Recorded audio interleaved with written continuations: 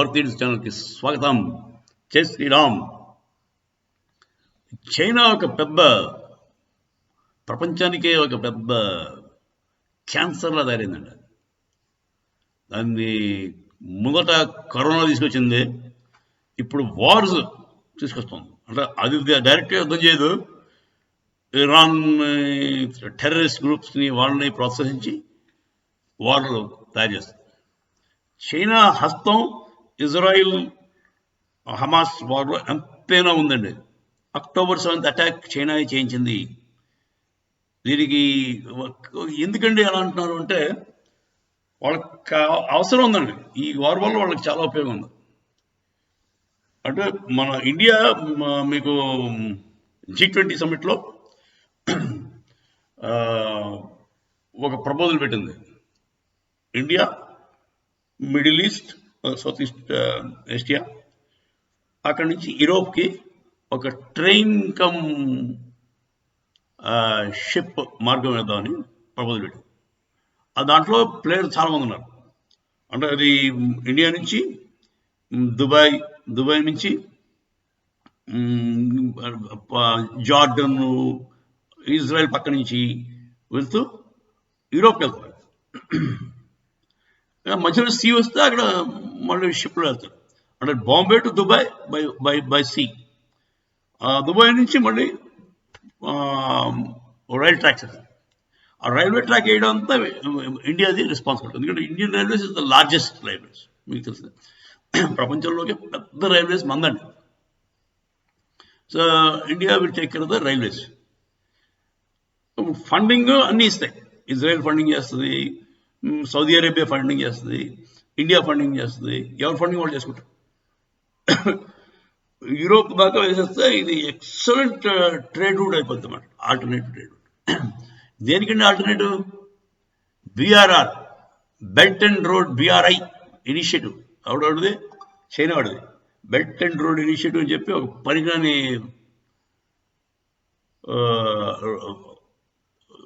Project పెట్టాడు.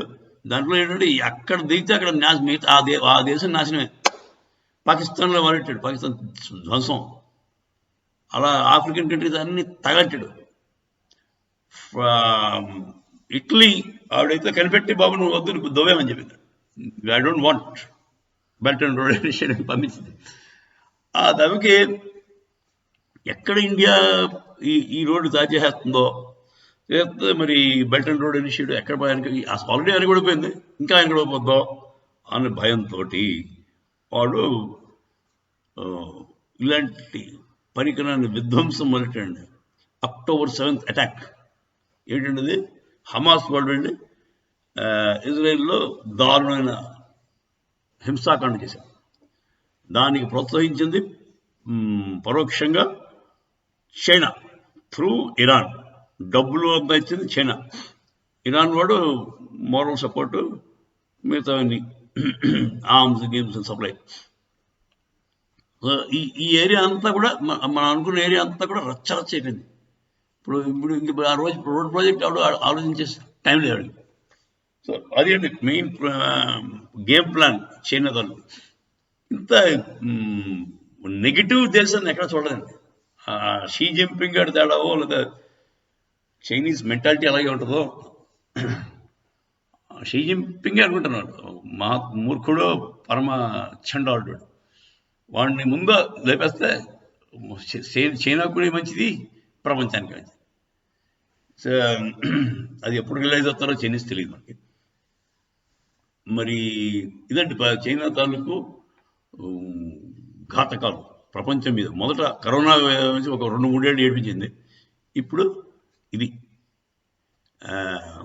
War. ఇదిలా ఉండగా ఇప్పుడు కొత్త వార్ ఒకటి స్టార్ట్ అవుతుందండి. హౌతీస్ తీవ్రవాదులు US అండ్ అలైస్కి అదొక వార్ స్టార్ట్ అయింది. ఈ మధ్యకాలంలో ఒక 60 అటాక్స్ చేశారు 15-16 స్థావరాల మీద, హౌతీ స్థావరాల మీద. ఎందుకంటే ఈ హౌతీలు ఓవరాక్షన్ చేశారు. వాళ్ళు ఏం చేశారు, మొత్తం ప్రపంచంతో ట్రేడ్ అంతా మేము ఆపేస్తామని చెప్పి అక్కడ ఆ సూయిజ్ కెనాల్లో వెళ్తున్న, అదే రెడ్ సీ సూయిజ్ కెనాల్ ఏరియాలో ఉన్న మర్చెంట్ షిప్స్ అన్నింటినీ అటాక్ అవ్వడం. దానివల్ల ఎవరు అనుకుంటారు, ఎలా అనుకుంటారు. ఇప్పుడు ఒక దాదా వచ్చి రోడ్డు మీద హైవే మీద కూర్చొని నాకు అందరినీ ఆపేసి టాల్ గేట్లో పెట్టి కరెక్ట్ చేస్తున్నాను అనుకోండి, ఎలా అనుకుంటారు. అందరూ ఒకసారి వచ్చితే మొత్తం. సో అదే అయిందండి ఇక్కడ. అది ఒక నారో సూయిజ్ కెనాల్ అనేది చాలా క్రిటికల్ పాసేజ్. అది అక్కడ ఒక గేట్ వేలో పెట్టుకున్నాడు వీళ్ళు మన హౌతీలేమో అక్కడ స్ట్రాటజిక్గా నాన్ రష్యన్ నాన్ చైనీస్ షిప్లని కొడతామని పెట్టుకున్నాం. దాంతో కొంత మన ఇండియాలో అయితే ఎలా కొడతా చూస్తాం కానీ వాళ్ళు ప్రొటెక్షన్ పెట్రోలింగ్ చేశారు. ఇండియా అమెరికన్ అలయన్స్తో జాయిన్ అవ్వలేదు, ఎందుకంటే వాళ్ళకి తెలుసు అమెరికా వాడితో పెట్టుకుంటే ఎవడైనా సంగనైపోతాడు. అమెరికాతో పొత్తుంటే ఆ దేశం నాశనం అయిపోతుంది.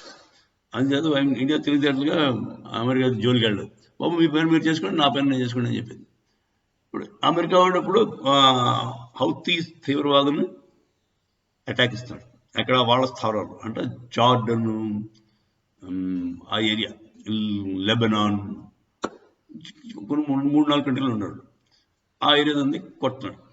కొడితే ఇప్పుడు ఏమవుతుంది, ఇరాన్ డైరెక్ట్గా రావడానికి అవకాశం.